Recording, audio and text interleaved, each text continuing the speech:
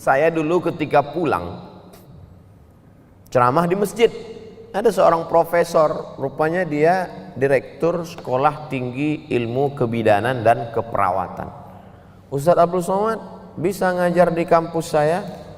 Bisa Pak, ngajarlah saya di kampus. Baru pulang, baru selesai dari Maroko, pulang ceramah di masjid, diajak ngajar di kampus sekolah keperawatan. Masuk di kelas, mahasiswinya perempuan semua. Cuman 1 semester saya ngajar. Habis itu, ini kalau saya lanjutkan 2 yang akan terjadi. Iman saya tergadai, atau anak-anak gadis nih tergadai. Ya, saya ngundurkan diri Pak, tak sanggup. Mereka masuk pakai baju pendek, napas saya pendek. Tapi berbeda dengan senior saya keluar dari kampus itu karena saya tak tahan. Ustadz Abdurrahman ternyata mengalami hal yang sama, dan dia bertahan. Rok mahasiswi itu jadi panjang. Itu perbedaan kami. Jadi saya terus terang mengaku kalah Ustadz Abdurrahman. Kalah beberapa 0 dari mulai Azhar sampai pulang ke tanah air. Mungkin saya tidak sanggup itu karena saya sendirian. Tidak ada sahabat-sahabat lain. Ustadz Abdurrahman banyak ditolong oleh sahabat.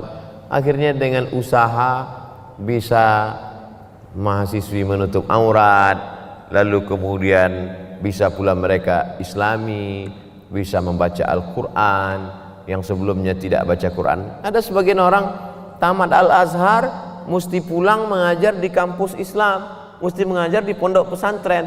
Tapi logika berpikir saya beda. Kalau ada orang tamat Al-Azhar ngajar di Fakultas Usuluddin jurusan tafsir, biasa. Tamat Al-Azhar pulang ngajar di pondok pesantren baca kitab kuning, biasa. Tapi ketika kita masuk ke kampus umum dan bisa menebarkan Islam moderat, rahmatan lil alamin, maka itulah yang dikatakan dalam Al-Quran, ud'u ila sabili rabbik, ajak orang ke jalan Tuhan. Abdul Somad selama ini menceramahi orang dalam masjid yang sudah soleh, yang sudah baik. Tapi begitu kita bisa mengajak orang yang di warung kopi, yang di tempat dugem. Dugem itu artinya duduk sambil gemetar.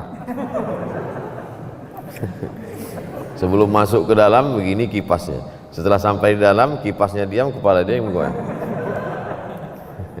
Ustadz macam pernah masuk aja katanya. Bisa dia mengajak dari jalan setan ke jalan Tuhan, itulah dakwah. Dan dakwah itu dengan cara yang lembut. Karena arti kata dakwah itu adalah ad-da'watu ila ta'am, ngajak makan. Itu asal kata dakwah. Dakwah itu ngajak makan. Dan orang kalau ngajak makan itu pasti lembut. Saya di beberapa tempat, Ustadz Somad kita makan, belum pernah lagi makan. Itu bukan dakwah. Ustadz Somad ngomong gitu, tapi Ustadz kalau dakwah ceramah keras, bahkan Ustadz dikatakan orang radikal. Saya tidak keras, suara saya aja kuat. Kenapa Ustadz kalau ceramah itu bersuara kuat? Badan kurus, prestasi kurang, satu-satunya lebih suara, itu maka digas. Ustadz lain mungkin pesantrennya besar, prestasinya besar, badannya besar. Saya suara itu cuman yang besar, itulah saya gas habis-habisan. Saudara yang dimuliakan Allah Subhanahu wa taala. Pertama, akidahnya mesti benar. Yang kedua, ibadahnya. Sekarang ada juga mahasiswa kalau disuruh dia menjelaskan sholat itu luar biasa. Sholat menurut etimologi, sholat menurut terminologi, sholat sunat, sholat qabliyah, sholat ba'diyah, sholat witir, sholat duha, sholat tahajud, sholat isyraq, sholat awwabin. Hebat. Nilai dia tentang agama Islam A. Hebat kau menjelaskan tentang sholat. Iya. Kau udah sholat? Nantilah Pak. Ini bukan. Karena Islam itu bukan teori. Islam itu amali. Islam itu tatbiqi. Islam itu penerapan. Makanya ada yang disebut dengan Islamolog. Nama ilmunya Islamologi. Nama orangnya Islamolog. Pakar dalam bidang Islam, tapi tidak mengamalkan Islam. Siapa itu? Orientalis. Oriental artinya timur. Orientalis orang yang mengkaji tentang timur. Yang dimaksudnya timur di situ adalah Islam. Di antaranya Snokhor Gronj. Dia mendapatkan gelar doktor PhD, Doctor of Philosophy dari Universitas Leiden, Belanda. Pergi dia ke Makkah 6 bulan. Pura-pura masuk Islam. Dirubahnya namanya menjadi Abdul Ghafur.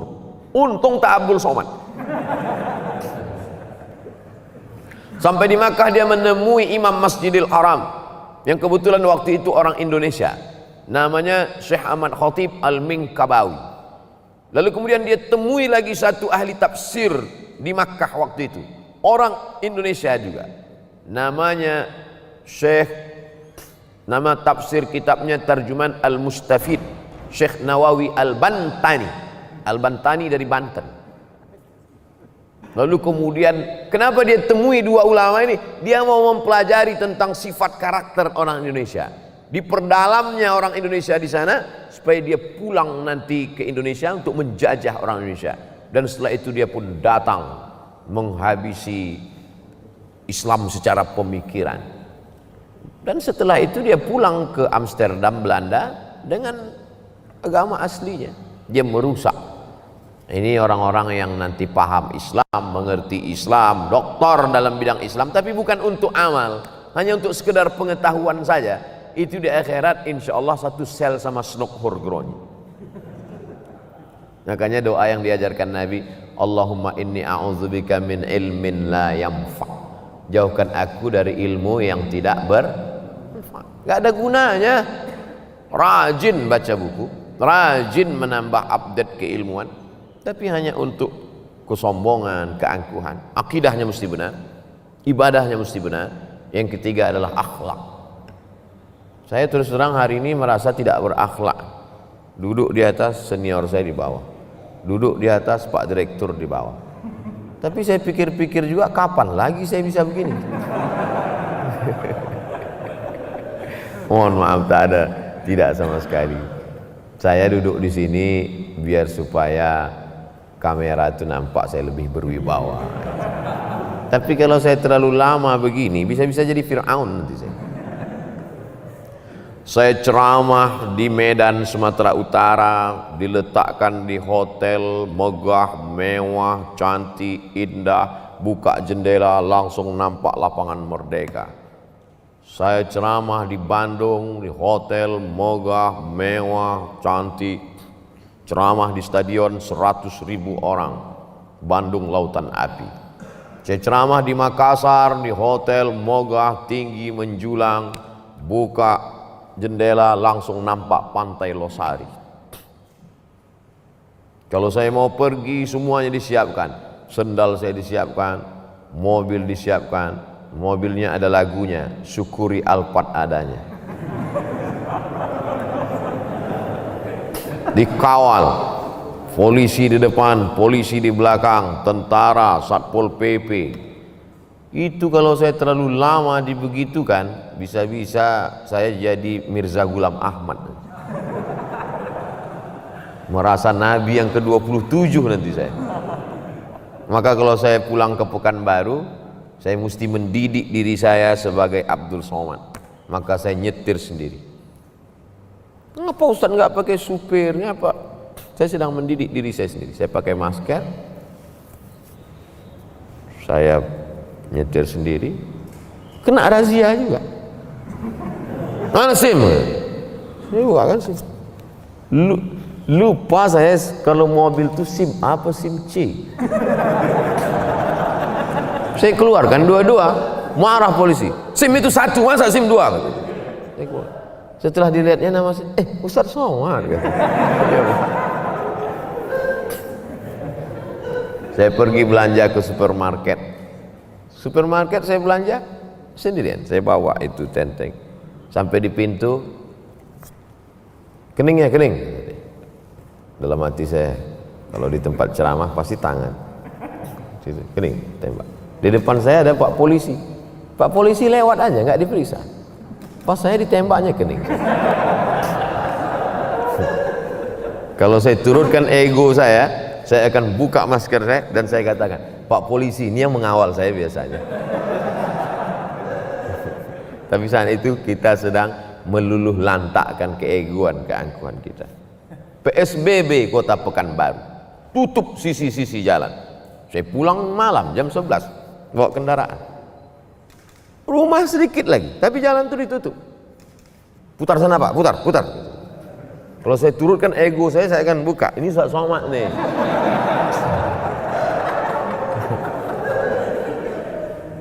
Saya pergi ke bank untuk satu urusan, ikut saya ngantri nomor antrian. Kita PSBB, tolong jaga jarak. Ini kursi-kursi yang dikasih kali jangan duduk ya Pak. Bapak keluar Pak, keluar. Saya tetap di luar, duduk saya ngantri sampai akhir ke depan. Sudah di depan. Ini memang nomor rekening Bapak? Iya. KTP-nya? Iya. Coba lihat untuk sesuaikan wajahnya. Oh Ustaz, di dalam aja Ustaz, kenapa enggak? Karena kalau kita tidak rasakan itu, kita akan menjadi Fir'aun ke-12, mengikis keangkuhan, keegoan.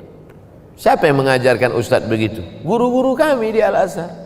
Ada seorang ulama besar yang dihormati dan dimuliakan, Syekhul Mufassirin, dimanapun dia dimuliakan. Bagaimana dia menghinakan? Pergi dia ke masjid yang WC-nya paling kotor, di situ dia tutup kunci, dia ambilnya bros, dia bersihkan. Disinilah tempatmu wahai hamba Allah yang hina. Mungkin amalmu yang lain sudah kena ria, tapi amalmu inilah yang akan menyelamatkan engkau dari neraka jahanam. Orang sekarang berbuat begitu, ada juga yang buat gitu, tapi kameranya hidup streaming. Hai guys, mari kita kikis keangkuhan kita. Kita udah dirusak semua. 3 mesti baik, akidahnya baik, amalnya baik, akhlaknya baik. Baik akidahnya, amalnya baik, tapi akhlak tak baik. Allah Ta'ala mengutus Nabi Muhammad SAW, innama bu'istu liutammima makarimal akhlak. Sekarang ada orang yang latah menyamakan akhlak dengan etika. Marilah kita beretika. Etika bukan akhlak. Etika itu adalah kesepakatan sekelompok manusia. Manusia yang membuat. Contohnya mana? Etika di pesawat terbang. Di pesawat itu dia sangat baik dengan kita. Bapak nomor berapa? Di sini. Tolong pakai ikat pinggangnya ya Pak. Jendelanya tolong ditutup. Bapak mau minum apa? Minum teh. Teh poci apa teh daun apa teh pucuk? Teh pucuk. Mau panas sekali atau panas atau agak hangat? Manis apa enggak? Pakai gula. Gulanya 2 apa 1? Banyak kali pertanyaan, buat aja lah. Di situ dia sangat ramah dengan kita. Begitu pesawat mendarat, dia turun seperti tak pernah mengenal kita sama sekali. Saya yakin Bapak Ibu banyak mengalami itu kan? Itu pengalaman pribadi saya. Artinya apa? Itu etika. Etika pramugari, etika supermarket, etika. Tapi kalau akhlak tidak. Dimanapun kita berada, kita tetap berakhlakul karimah. Mahasiswa-mahasiswa yang berakhlak inilah yang kita perlukan ke depan. Makanya dalam Islam diajarkan, idza ja'akum man tardawna dinahu wa khuluquhu. Kalau datang kepada kamu orang yang kamu suka agamanya, suka akhlaknya, maka terimalah dia. Tak ada makna manusia kalau dia tidak punya 3. Akidahnya baik, amal ibadahnya baik, dan akhlaknya baik. Inilah moderasi Islam. Lebih kurang 60 menit saya sampaikan materi kuliah umum ini. Mudah-mudahan ada manfaatnya. Demikian yang saya dapat sampaikan. Di mana-mana saya tetap menyampaikan 60 menit sesuai yang tertulis di botol 600 ml. Walaupun botol hari ini 300. Lah, Syekh. Mohon maaf atas segala kesilapan. Terima kasih atas segala perhatian. Aqulu qouli hadza astaghfirullah li wa lakum. Saya kembalikan ke moderator. Wassalamualaikum warahmatullahi wabarakatuh.